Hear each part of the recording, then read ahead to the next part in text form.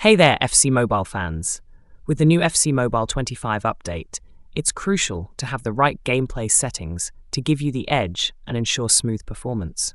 In this video, I'll guide you through the best settings for acing the game and dominating your opponents.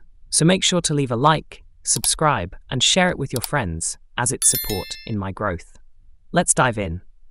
Head to the settings bar and go to the gameplay settings. First off, we'll talk about virtual stick size. While a bigger virtual stick might seem useful, it can actually clutter your screen. Disable the bigger virtual stick to keep your gameplay clean and avoid distractions. Next, the floating virtual stick. Enable this setting.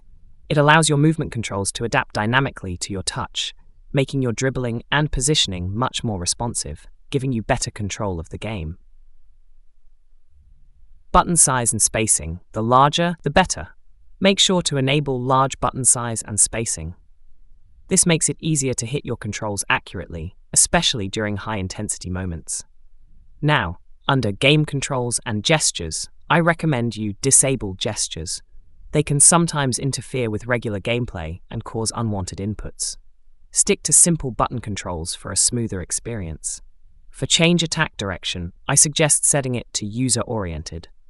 This helps you keep better control of your tactics during attack plays and gives a more intuitive feel.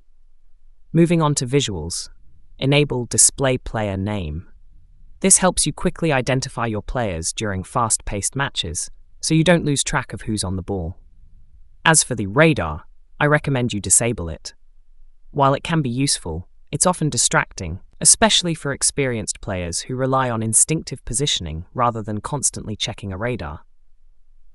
The power shot zoom might seem cool, but honestly, it can get quite annoying. I'd say disable it to keep your focus on the gameplay rather than the unnecessary zooming effect. For passing, make sure to enable advanced passing. This gives you better control over your passes, allowing you to execute more precise plays, which is key to higher level gameplay. On the flip side, disable gesture passing. It can disrupt the flow of your game and isn't as reliable as button-based passing for most players. Now, a game changer. Enable fast power-up rate.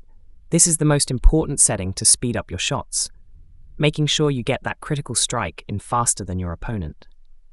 Autoplay, autopass, and shoot are very useful, especially when you're multitasking or focusing on other areas of the game.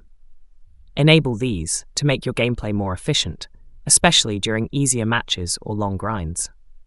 For player auto-switching, if you're a beginner, enable auto-switching. But for advanced players, I'd recommend using manual switching to maintain total control of your defense and counterattacks. Lastly, be sure to enable contextual strafe dribble. This will allow for more fluid movement when you're dribbling, making it easier to navigate through your opponent's defense and create space for attacks. And that's it.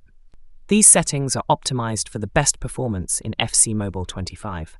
Apply them, and you'll notice an immediate improvement in your gameplay. If you found this video helpful, don't forget to like, comment, and subscribe for more FC Mobile tips and tricks.